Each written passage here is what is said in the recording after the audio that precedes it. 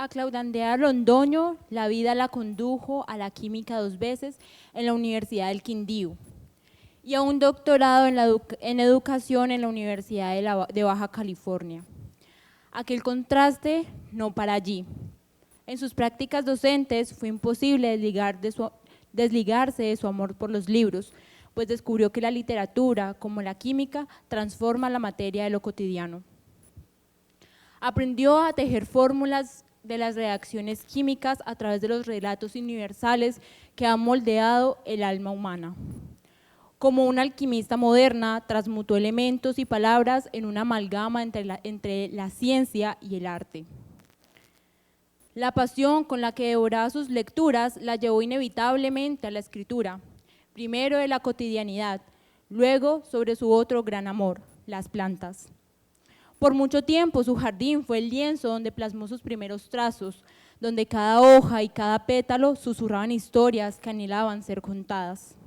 El color clorofila es su favorito, ese verde que habita la vida y la renovación constante. Ama saborear la guayaba porque la transporta a los veranos de su infancia, cuando el mundo era simple y las frutas sabían a libertad. No podría vivirse en los pies, porque después de respirar, la segunda cosa que más hace es caminar y contemplar el atardecer, ese momento mágico en que el cielo se vuelve un poema de colores. Fueron las plantas quienes le revelaron el único sendero que tenía para sanar, la memoria ancestral de las mujeres de su vida. De esta manera comprendió que su dolor era un eco que resonaba desde el pasado, un legado que también había habitado en su abuela, su madre y sus tías. El dolor como herencia, la sanación como redescubrimiento. El producto de este viaje interior es precisamente el recetario para la memoria que sostengo entre mis manos. Es no solo la historia de Andrea, sino la cartografía emocional de todas las mujeres de su estirpe. Las preguntas que cada planta le suscita florecen en cada apartado del libro, acompañadas de la receta que Andrea propone para sanar las heridas visibles e invisibles. En palabras de la autora, Recetario para la Memoria no es un libro acabado, sino una invitación a escribir la historia propia, a cultivar nuestro jardín interior y a inmortalizar la memoria de nuestra descendencia masculina y femenina a través de las palabras, esas semillas que bien plantadas florecerán en el yo que construimos a diario.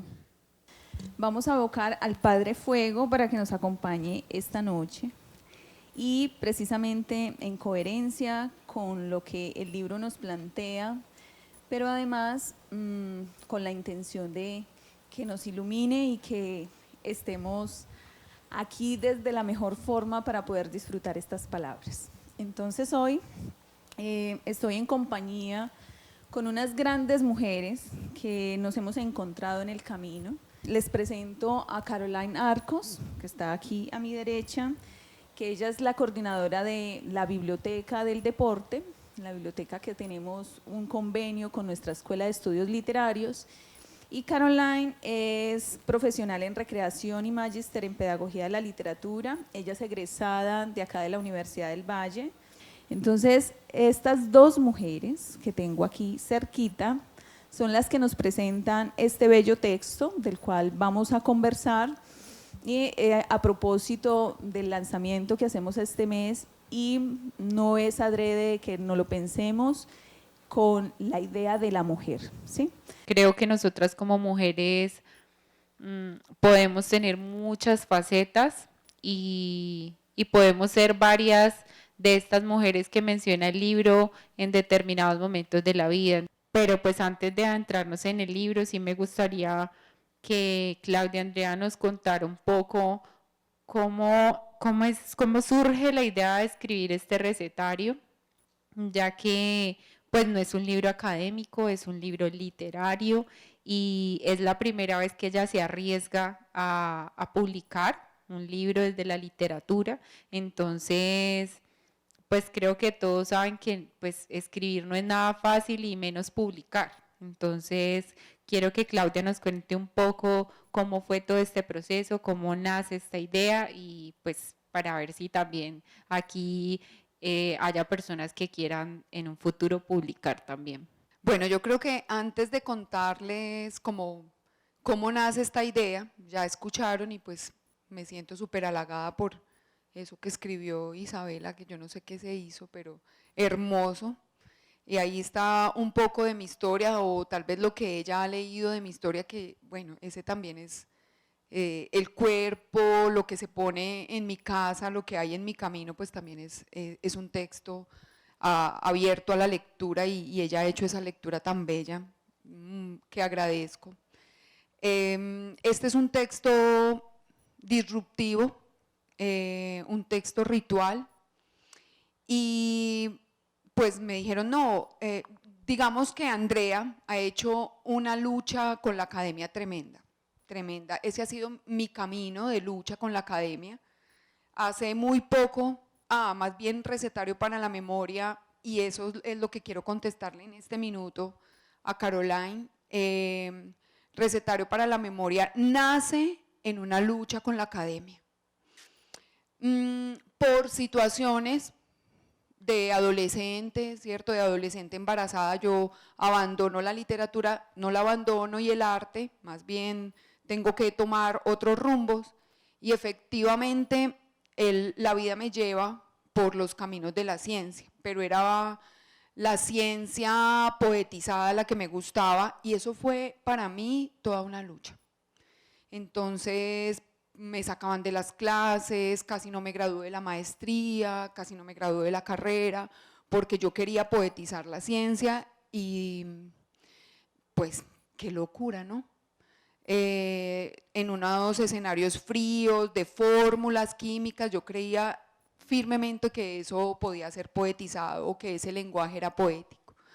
Entonces ahí inicia, yo creo que recetario para la memoria, en esa adolescencia marcada por esa necesidad de buscar lo que me gusta en unos espacios difíciles, fríos y duros para mí. Entonces nace recetario para la memoria allá, solo que apenas lo escribí hace 2 años. Sí, hace 2 años lo estoy escribiendo, pero nace allá. Como es un texto disruptivo y como nace en ese camino disruptivo que ha sido Andrea como maestra, pues yo los quiero invitar a hacer un lanzamiento hoy distinto, lo hemos hecho distinto todos estos días, entonces pues pensábamos que aquí íbamos a estar muy tiesos y muy majos en este auditorio, pero yo creo que no lo vamos a hacer de esa manera, entonces yo quiero regalarles para iniciar un texto muy bello, que es de María Sabina y los hongos, que dice, y un poco es lo que yo hago con este libro, ¿sí? Mija, cuídese mucho, báñese mija, la veo triste, un bañito con agua calientita le caerá bien, ande sola, apapaches el alma, póngale hierbitas, ellas son sabias, ellas también son abuelas. Y si está triste, póngale manzanilla y hierbas de San Juan, seguro que ellas la van a acariciar. Cuando está ansiosa, póngale albahaca y unas ramas de lavanda y se calmará. Si está nerviosa, póngale romero con lavanda, que seguro la van a relajar. Si está triste, póngale hierbabuena, seguro se tranquilizará. Y cuando esté con miedo, póngale ruda, que me le va a acompañar el alma y que le va a alejar por ahí malas energías, como ahorita decía Isa. Ellas son sabias, ellas son medicina para el alma, ellas son sus hierbas. Mija, cuide su calor, cuide el calor en su corazón. Un corazón calientito, en un corazón calientito no entra la tristeza, ni la ansiedad, ni la intranquilidad, ni el miedo. Mijita, no se olvide de cuidar su calor, apapache de vez en cuando su corazón.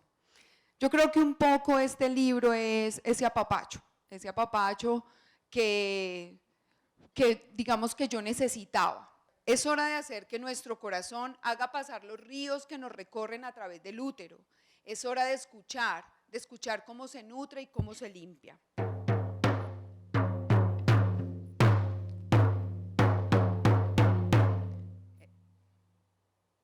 La siguiente.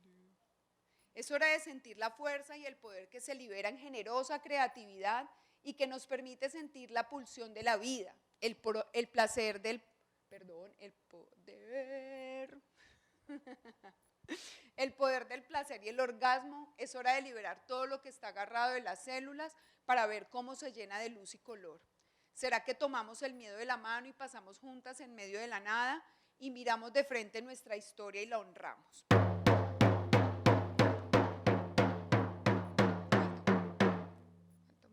Recetario para la memoria. Pues por supuesto que ahí cuando ya se acercan a mí los académicos me dicen, bueno, ¿y usted qué fue lo que escribió? Y yo les digo, un texto ritual. No, pues casi me asesinan, pero es eso, un texto ritual.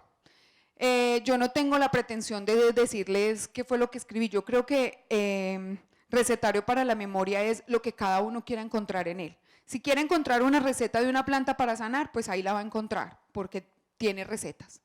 Si quiere encontrar un espacio para escribir, tiene un espacio para escribir, o tiene varios espacios para escribir, porque como por ahí colocaron, no pretende ser un texto terminado. Y aquí yo hago como, o les cuento un poco de esta historia, y es, me costó un mundo terminarlo, me costó un mundo saber cuándo había terminado. Entonces, yo creo que lo dejé para que ustedes lo terminaran, cada uno y cada una, porque estoy segura que estas historias que están aquí, aunque son las historias de las mujeres que habitan mi montaña, que yo vivo en las montañas del Quindío, son las historias que también cruzan a las mujeres de este territorio, de este lugar y de estas montañas, estoy segura. Y estoy segura que en este texto nos vamos a encontrar, porque nos cruzan los mismos dolores, nos cruzan las mismas pasiones, nos cruzan estas mismas ganas de sanarnos a través de las plantas y de retornar a la madre, a la tierra. Entonces, este recetario para la memoria es lo que quieran encontrar aquí. Una historia de una mujer también, una historia de un hombre también, una reivindicación, sí, también es posible que lo encontremos. Una locura, sí, también. Digamos que lo que cada uno y cada una quiera encontrar en él. Entonces, por eso, hoy queremos iniciar este ejercicio que se llama Recetario para la Memoria, terminando el libro, y ustedes me van a ayudar. Por eso cuando entraron, y aquí imagínense qué descaro tan horrible, les entregaron un mandala y les entregaron una palabrita y les entregaron una receta, y eso no era gratuito. Vamos a tener un minutico, nos vamos a dar un minutico para mirar ese mandala que tienen ahí, que además quiero contarles que es de una artista argentina, no es mío, es de una artista argentina que además sana úteros y se dedicó a sanar el útero de las mujeres que han sido víctimas de violencias, que han sido víctimas de todo este proceso patriarcal a través del arte. Y una de esas formas es haciendo mandalas, y haciendo mandalas como los que ustedes tienen ahí. Entonces, pero también se han hecho estas preguntas y esas recetas que ustedes tienen ahí han salido en todos estos ejercicios con mujeres. Por eso hay recetas para sanar, para reír, para alegrarnos, para encontrarnos, y quisiéramos darles un segundo, tenemos mucho tiempo, les damos un segundo para que cada uno y cada una revise ese mandala o esa pregunta o esa receta que tienen en la mano. Les están entregando una plantica y queremos que evoquen a través de esa planta, a través del olor, a través de la textura, a través de la forma, qué recuerdo viene cuando huelen esa plantica, qué llega a ustedes, la mamá, el desayuno, cualquier cosa. Sé que se llama ruda, ¿no?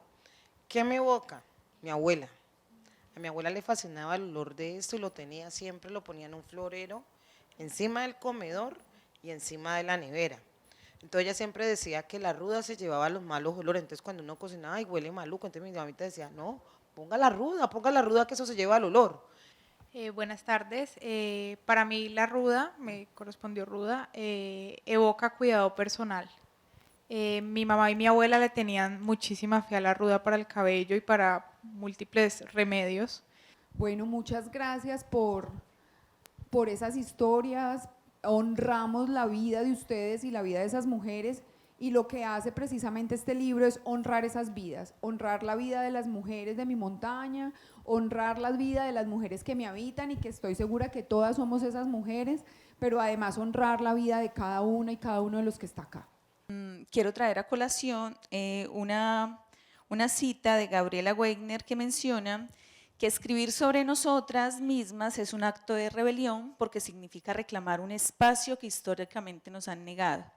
En la historia cultural colombiana y especialmente en la escritura y también en la latinoamericana, las mujeres hemos estado al margen de la academia en muchísimas cosas, pero especialmente cuando nos pensamos en literatura. Poco a poco y gracias a estos espacios y lo que nos ofrece la Escuela de Estudios Literarios, hemos podido dar pasos y ha sido importante todo este proceso. Entonces, por eso le pregunto a Andrea, ¿por qué las mujeres deberíamos escribir? Porque las mujeres son las protagonistas de este libro, en su gran mayoría de las páginas, pero ¿por qué deberíamos escribir más sobre nosotras, teniendo en cuenta lo que dice esta mujer en relación a esa rebelión, a esa rebeldía, pero también en relación a que tenemos el derecho de escribir sobre nosotras mismas? Yo creo que ha llegado el momento de que escribamos sobre esas cosas, sobre esas historias que se tejen, sobre esas historias que hemos tejido, pero además, y por eso este ejercicio inicial, que es como ese retorno a la madre, ese retorno a lo ritual. Lo que más me costó de este libro no es escribirlo, sino precisamente lo que decía el libro sobre las mujeres, ¿cierto? Sobre Andrea, sobre la historia de Andrea, pero también sobre la historia de su familia, sobre la historia de las mujeres que han recorrido con ella este camino, pero yo creo que son cosas que es necesario decir, ¿sí? Es necesario decir. Entonces alguien en uno de los encuentros y en uno de los ejercicios que hemos hecho me decía, pero eso le pasa a las mujeres. Sí, esto le pasa a las mujeres. Es necesario entonces detenernos ante esas historias, ante todo eso que tienen que contarnos, este ritual, esa capacidad de conectarse con la tierra, esos ciclos que ahorita ya comentábamos, bueno, lo ha comentado Daisy, lo comentó Isabel, y es también hemos callado, o más bien tememos contar o tememos hablar sobre el orgasmo, sobre la capacidad de sentir, sobre el ciclo menstrual, y yo creo que esas son todas historias que tenemos que dar, que tenemos que contar. ¿Cómo? No sé, pero que las debemos contar, de la forma como lo hizo Isa, de la forma como escribe Daisy, o tal vez esa exploración que hice yo, pero creo que todos debemos dar ese paso, es a contar esas historias que han estado calladas y que de alguna manera han minimizado lo que son las mujeres. Quisiera que nos cuentes un poco más, volviendo al proceso de escritura del libro, cómo fue todo ese proceso de recopilación de historias y finalmente de selección, pues, de las que quedan aquí en el libro, que son historias bastante impactantes. Bueno, si yo digo que estuvieron ahí como tejidas alrededor del olor a café y a tamalitos, porque eran las historias que se contaban en la mesa de mi casa cuando yo era una niña. Y esas historias se fueron quedando grabadas, ¿cierto? Bueno, la oralidad de las mujeres estuvo pasándose esa historia y la historia sufría algunos cambios, pero esa historia quedó grabada por Andrea, y después cuando yo decido escribir Recetario para la Memoria la retomo no desde Andrea sino desde la narradora, cómo la narradora contaría esta historia que estuvo rondando la vida, las voces, la memoria de las mujeres de mi familia, las mujeres no solamente de esa familia de sangre, sino también una familia antioqueña grande que vivía en esas montañas, pues que tenía una cantidad de otros hijos y una familia, una reconfiguración bien interesante. Entonces, cómo se fueron recopilando esas historias. Después, hace 2 años decido que voy a iniciar la escritura de este texto, de este libro, y me siento con una amiga psicóloga y le digo, bueno, yo quisiera que miráramos estas historias que yo he escrito y que para mí son arquetipos de mujeres que hay en mi montaña. Entonces, con ella hacemos una lectura, que es, digamos, como la primera lectura, y efectivamente llegamos como a unos rasgos de mujeres que se repetían en esa montaña. Y así elegimos, de alguna manera, ella participó como de la elección de esas mujeres que yo había descrito y las que quería que quedaran en recetario para la memoria. Hay una cosa importante, y yo invitaba a mis estudiantes para que vinieran precisamente a escuchar a Andrea, y esta semana les llevaba como texto regalo una de las historias, porque Andrea es maestra, claro, es maestra de ciencias, de química. Y cuando nuevamente lo menciono en relación a la historia cultural escrita para las mujeres, hay un común denominador, es que a las niñas en las instituciones se tenían que recibir solo la formación de carácter religioso y el deber ser mujer. Entonces las instituciones educativas lo preparaban o preparan a estas niñas para que fueran o muy buenas esposas en ese deber ser, muy buenas madres, pero también en el carácter religioso de qué es ser una buena mujer. Entonces, como sabemos que ella es maestra, quisiéramos que nos contara, por favor, qué implica que podamos colocar otros temas en relación a esto que es educar, y especialmente cómo la literatura no puede estar distante de la educación. Yo no sé si ustedes, que son más jóvenes, de pronto les tocó esta escuela soñada para mí y que yo diga, no, es que no hay, puede que sí, pero las escuelas que yo he recorrido, las escuelas que conozco, hablar de la menstruación abiertamente, digamos que no es un tema, es un tema limitado. La sexualidad se reduce a la sexualidad hetero, pero además se reduce a cómo usar un condón, cómo prevenir el embarazo, ¿cierto? Cuando los temas realmente que necesitan las escuelas y que necesitan las niñas y los niños son otros. Por ejemplo, que la niña reconozca, y bueno, eso lo contábamos también en varios espacios, que la niña reconozca y que ustedes reconozcan, y esa pregunta se las hago, a sus hijas, a sus estudiantes y a todos en algún momento les han dicho que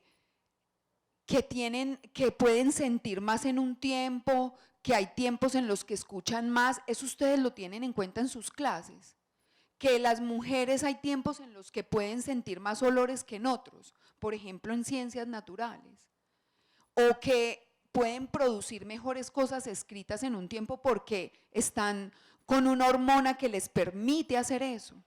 Ese poder que tiene el ciclo hormonal no se enseña en la escuela, no se enseña en el colegio. Y yo quisiera saber de verdad si a alguien se lo han enseñado de esa manera, que le hayan dicho, ah, no, es que ¿cómo le parece que a usted hoy tiene la hormona?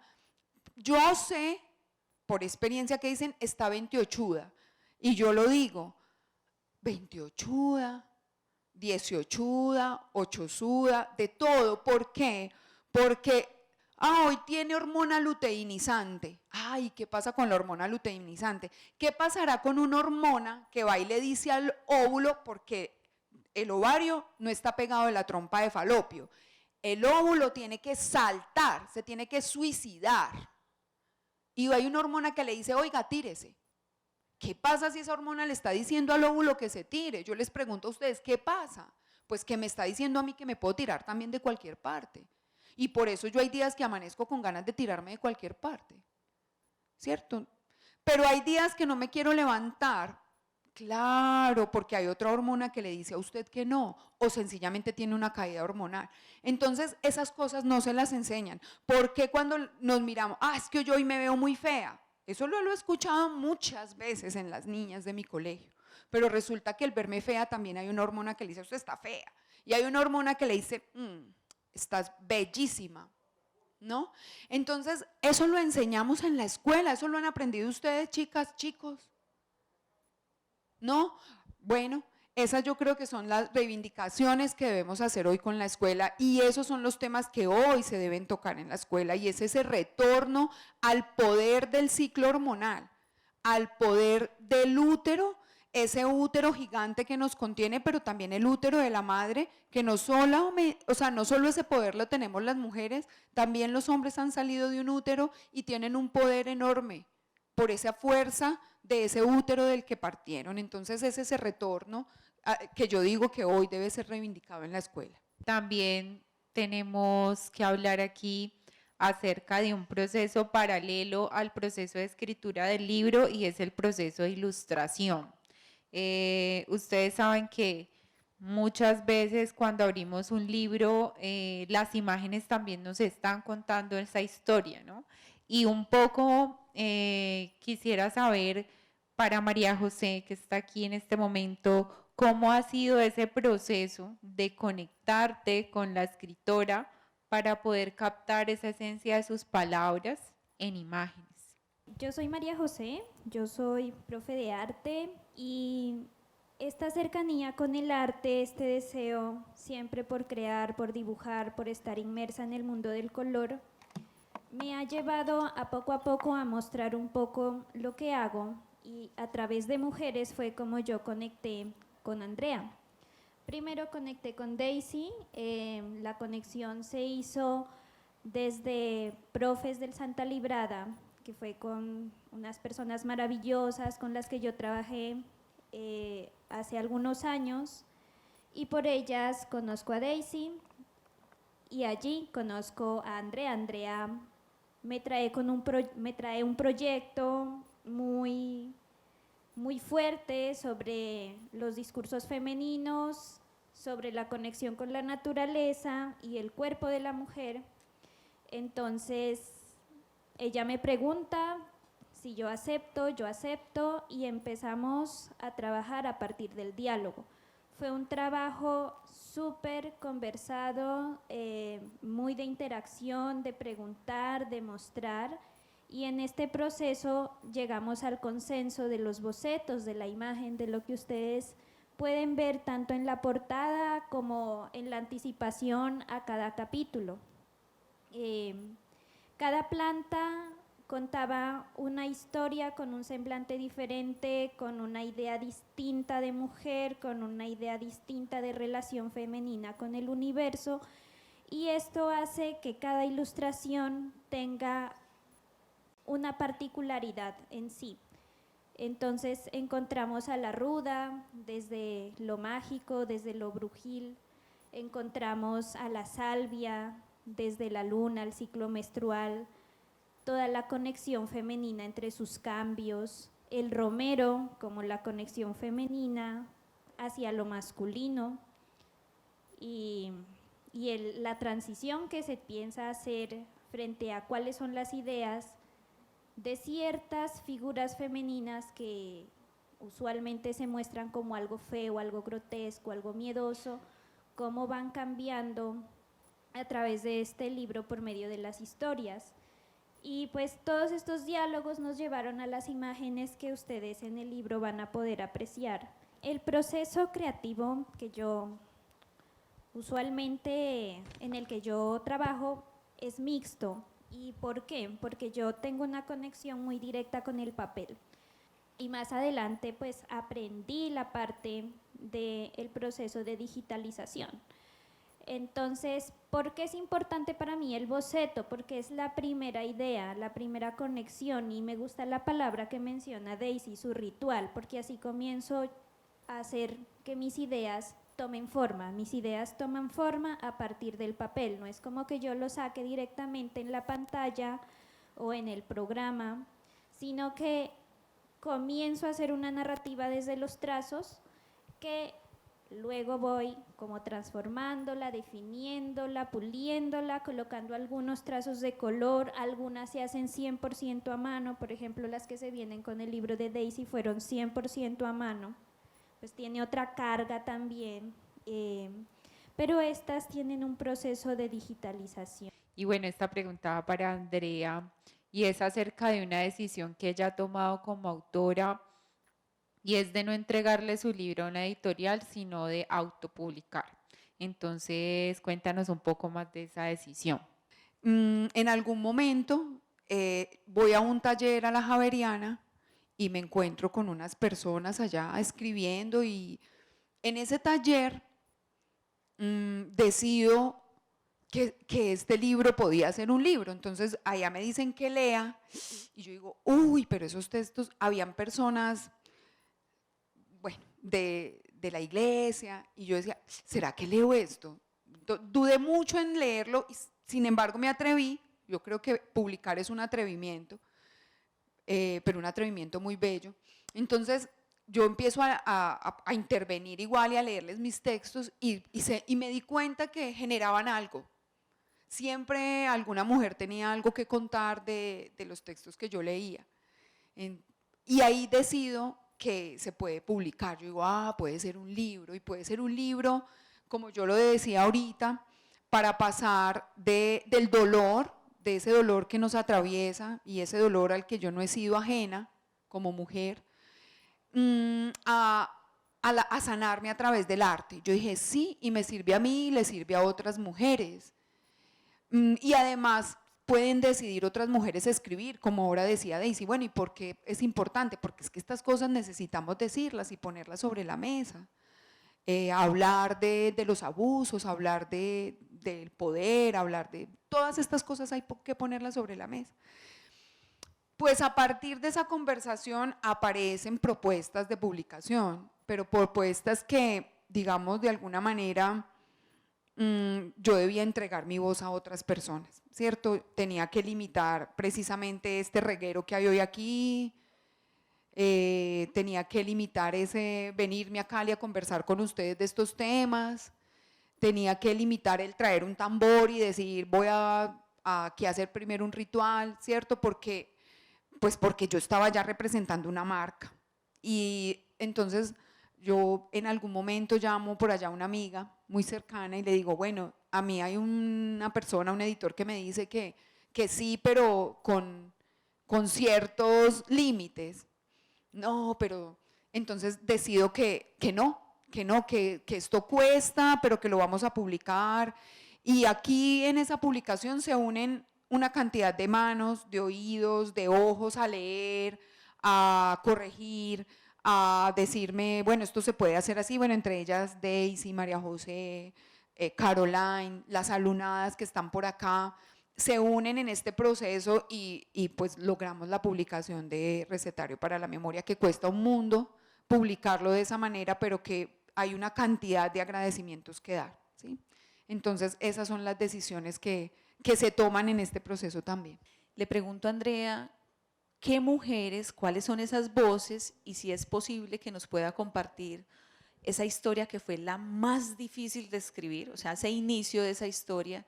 Yo decido en un momento crear una narradora que me permitiera contar esas historias. ¿Por qué? Porque Andrea, en este momento de su vida, maestra, le quedaba como bien complicado contar algunas de ellas. Pero entonces yo decía, bueno, ¿a través de quién? Entonces aparece la narradora y la narradora permite contar esas historias que no solamente son de Andrea, sino que hay una cantidad de mujeres allí implicadas, ¿cierto?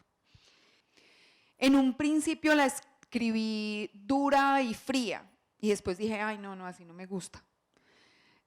Bueno, es una historia que transformé de muchas maneras, pero aquí también quiero contarles algo, y es que hasta el momento en que yo decidí escribir Recetario para la Memoria, había escrito de una manera diferente.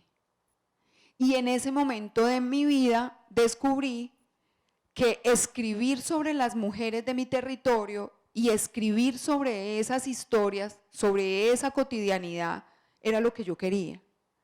Y por ejemplo, el del matadero que menciona Daisy, describir que esa sensación de pisar la mierda, de pisar la sangre, era lo que yo quería escribir en ese momento. Esa frialdad a la que estamos sometidas las mujeres, esa soledad, ese desprecio a lo que nos sucede, pero también esa necesidad de reinventarnos, de ser distintas, de ser la loca, de ser la bruja.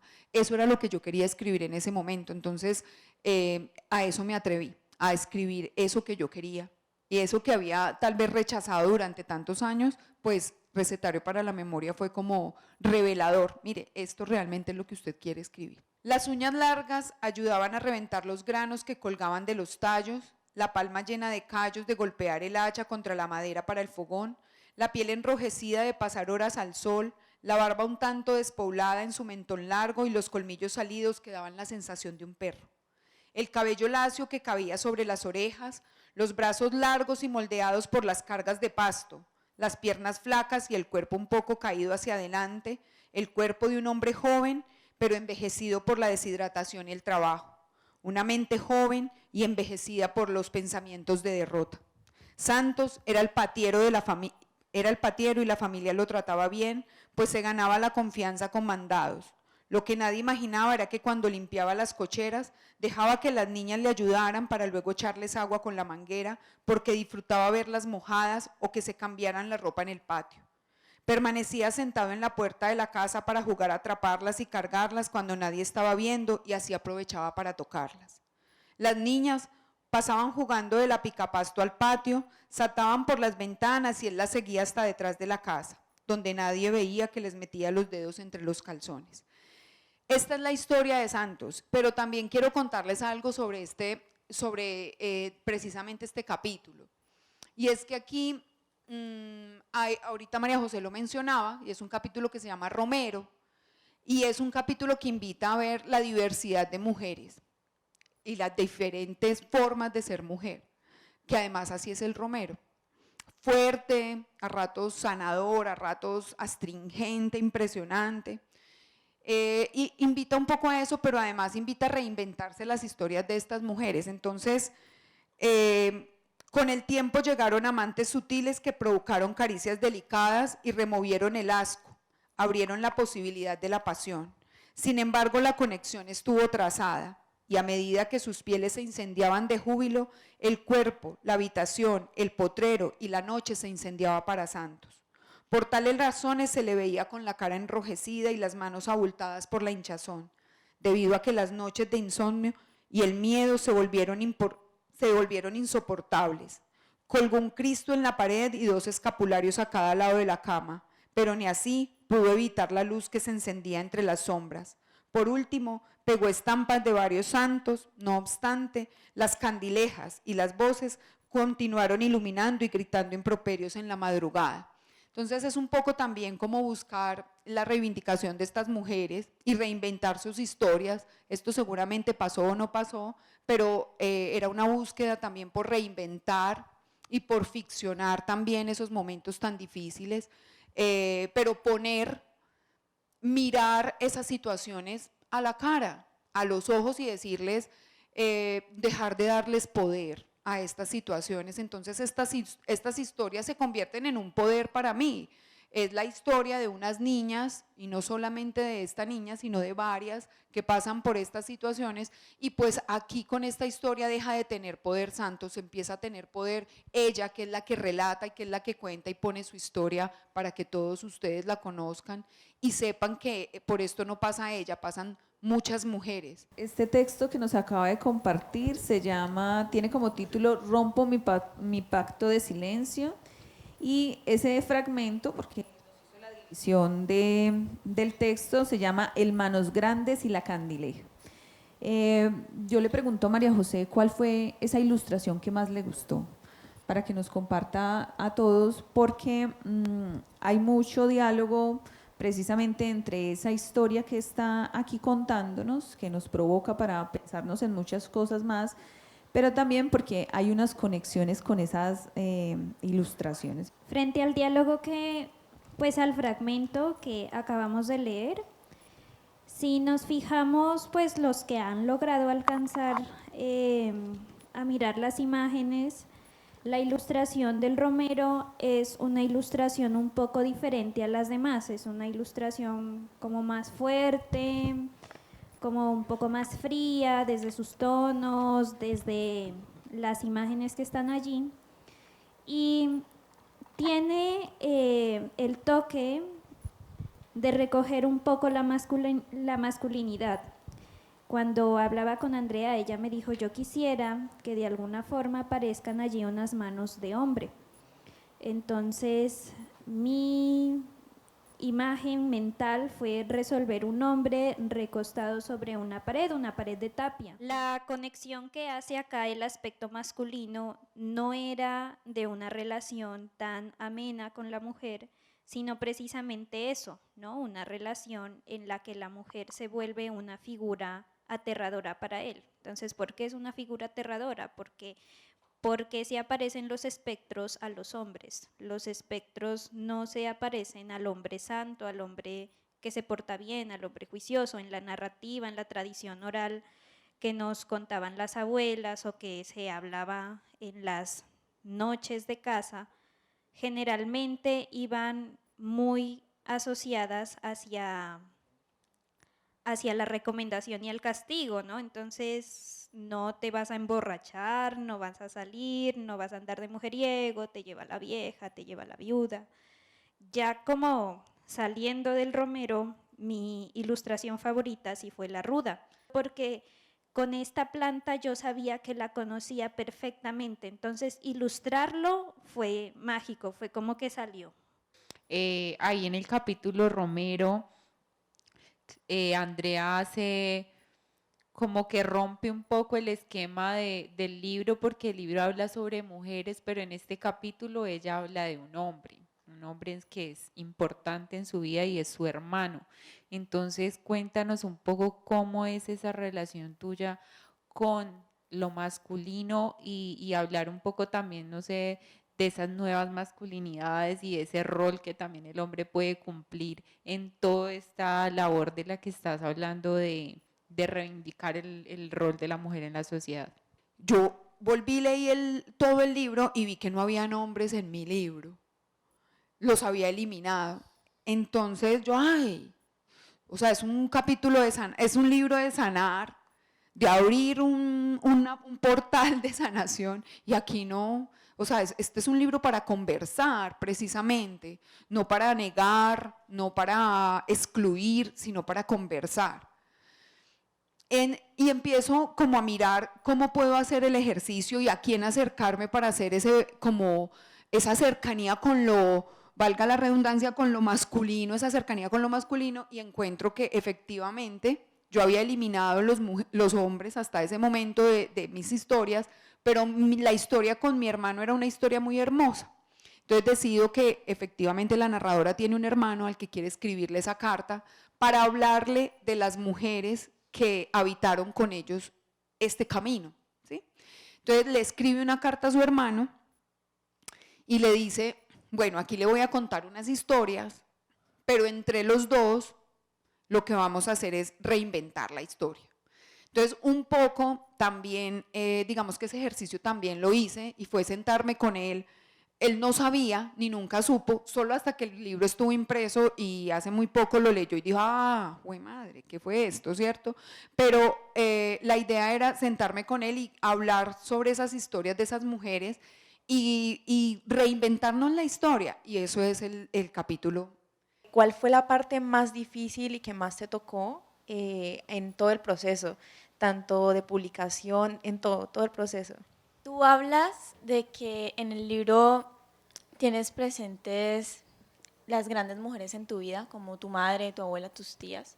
Yo quisiera saber cómo fue la reacción de ellas, si han llegado a leer este libro, cómo fue que reaccionaron, qué te comentaron, cómo fue recibido tu libro en tu familia. Pues mi pregunta es sobre la autopublicación que conversaba pues la autora. Quisiera saber si lo recomienda, qué tan difícil fue. Yo creo que una de las cosas difíciles de publicar, y más los que estamos, digamos, en el ámbito académico, y que después nos alejamos un poco y sabemos que después lo van a leer por allá, es el error. Entonces yo todos los días decía, bueno, ¿y si aparece un error? Y si dicen hay un error de ortografía, y si hay un error de escritura, y si no cumple con lo que se requiere. Yo creo que romper con ese miedo al error es lo más difícil de la publicación, ¿sí? romper con ese miedo también a que lo lean las personas que, digamos, que han compartido un poco los escenarios vitales también, ¿sí? Pero el primer miedo es al error. Ese es el primer miedo que hay que romper y yo creo que esa es la primera reivindicación que se hace y es: el error es válido. ¿Qué importa que aparezca? Vamos a aprender de él y lo vamos a ver como un aprendizaje hermoso, colorido, y nos vamos a reír. Seguramente nos dará mucha pena en algunos escenarios, ¿cierto?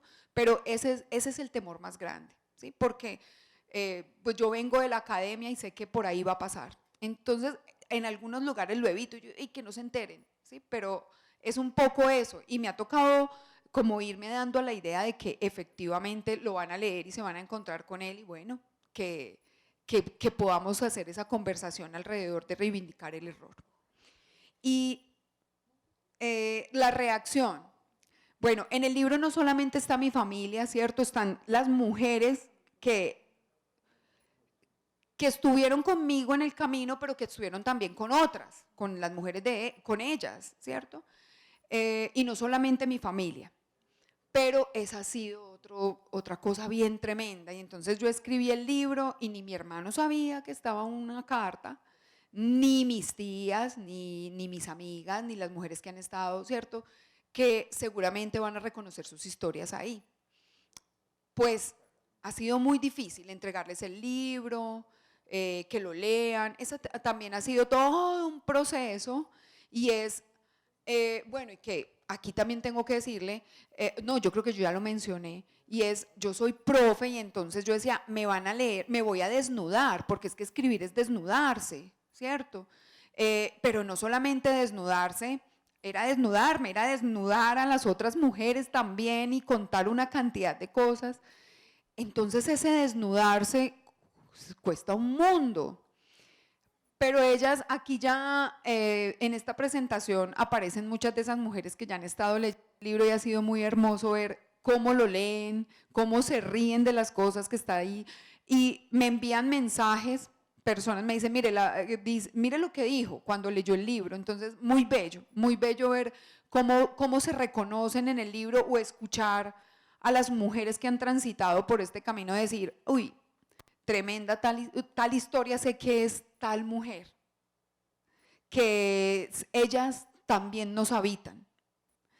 Eso ha sido muy bello, todo este camino ha sido muy bello y yo creo que aquí también está la pregunta que me hacía por allí, no me acuerdo, que si el libro ha sido lo que yo esperaba.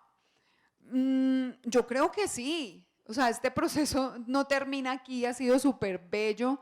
Desde que decidí que iba a hacer una publicación, que iba a hacer un libro, hasta hoy todo ha sido una sorpresa. Encontrarme con historias de mujeres, nada más esta mañana estuvimos con unas mujeres y encontrarnos con esas historias duras, hermosas, cargar con ellas, pero que efectivamente el libro abre un espacio para que ellas cuenten su historia, pues eso es el libro, ¿cierto? Entonces, sí, digamos que lo que esperaba es eso. Y lo de autopublicación,